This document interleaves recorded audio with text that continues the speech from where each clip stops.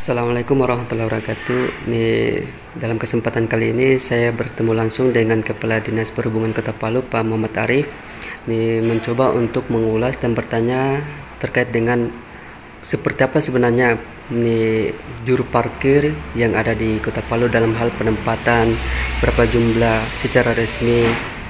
Untuk mempersingkat waktu, saya persilakan kepada Pak Muhammad Arif selaku Kepala Dinas Perhubungan untuk menyampaikan. Monggo Pak. Baik. Bismillahirrahmanirrahim. Assalamualaikum warahmatullahi wabarakatuh. Selamat pagi, sejahtera selalu buat kita sekalian. Berkaitan dengan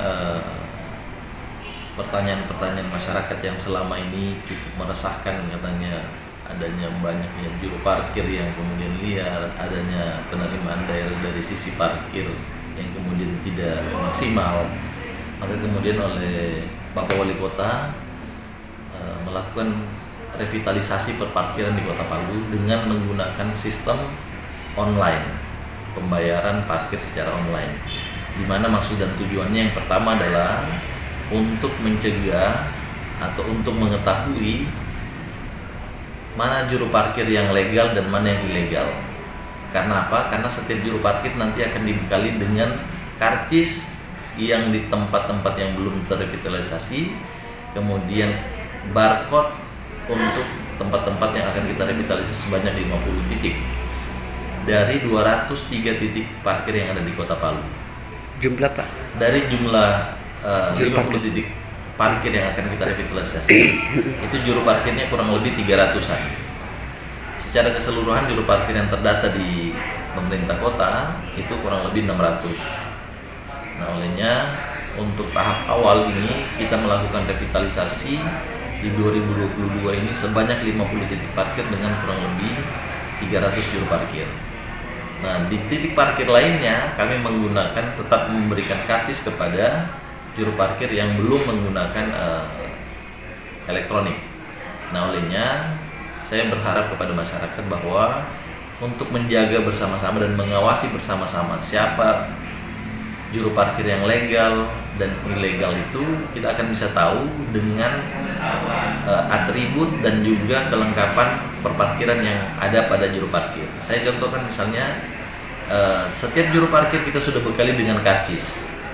Maka untuk mengetahui dia parkir legal atau ilegal atau liar, kita masyarakat juga bisa meminta karcis atau bukti bayar parkir terhadap juru parkir, baik itu elektronik maupun dengan menggunakan karcis.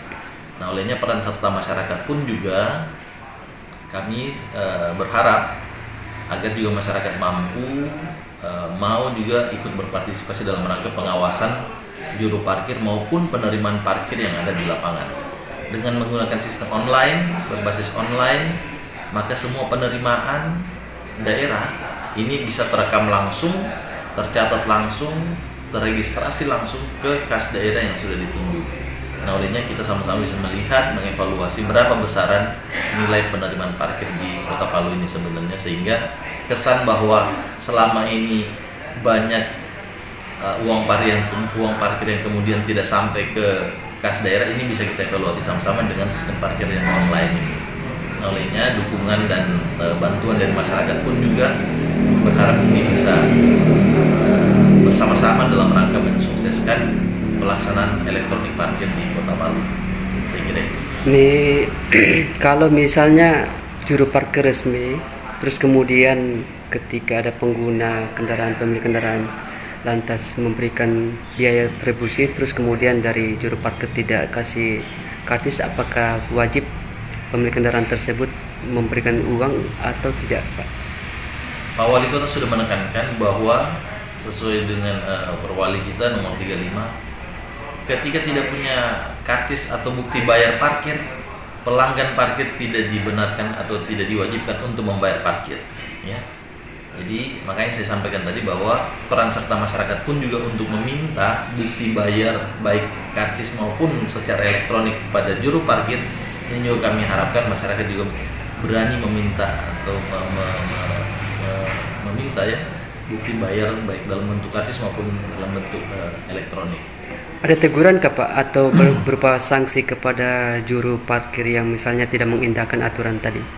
Iya, Kalau kemudian juru parkir tidak, itu yang kemudian kita akan tindaki selama juru parkir yang dimaksud juru parkir yang terdaftar. Jangan juru parkir yang cuman bermodal sempritan, kemudian berdiri di jalan akhirnya kemudian meminta imbalan parkir. Ini agak sulit kita terjebak karena kita tidak tahu persisnya siapa orangnya. Tapi kalau juru parkir yang terdaftar pasti akan kita tindaki. Oke, siap. Pasti akan ditindaki Pak ya. Iya. Nih Pak, nih terakhir Pak, mungkin ada himbauan khusus kepada pemilik usaha untuk bisa menyediakan lahan parkir bagi pengguna kendaraan, pemilik kendaraan ketika berada di tempat usaha tersebut. Iya, kepada seluruh pelaku usaha sesuai dengan Undang-Undang 22 tahun 2009 tentang lalu lintas angkutan jalan, setiap pelaku usaha diwajibkan untuk memiliki lokasi lahan parkir. Maka kemudian ke depan kami pun juga akan memberikan pengetatan terhadap perizinan pelaksanaan usaha maupun kegiatan lain yang kemudian mendatangkan orang atau kemudian menjadikan itu sebagai daya tarik terhadap pengunjung untuk datang, akan diwajibkan untuk menggunakan lahan atau menyiapkan lahan parkir sesuai dengan undang-undang tersebut.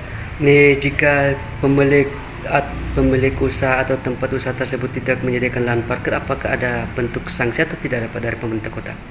Kami tidak akan mengeluarkan izin, ya, izin rekomendasi khusus untuk pelaksanaan kegiatan dalam bentuk IMB, karena sebelum mendapatkan izin mendirikan bangunan, kita sudah sepakat kemarin bahwa kajian berkaitan dengan analisis dampak lalu lintasnya harus ada dulu dari Dinas Perhubungan. Maka kemudian komitmen kita ketika tidak mendapatkan rekomendasi analisis dampak lalu lintas, maka kemudian teman-teman di DPN PTSP tidak akan mengeluarkan izin IMB. Siap. Nih terima kasih Pak Muhammad Arif selaku Kepala Dinas Perhubungan Kota Palu. Semoga dengan adanya keterangan resmi ini bisa memberikan manfaat publikasi kepada masyarakat Kota Palu. Terima kasih Pak sebelumnya. Terima kasih. Ya, Assalamualaikum warahmatullahi wabarakatuh. Waalaikumsalam warahmatullahi wabarakatuh.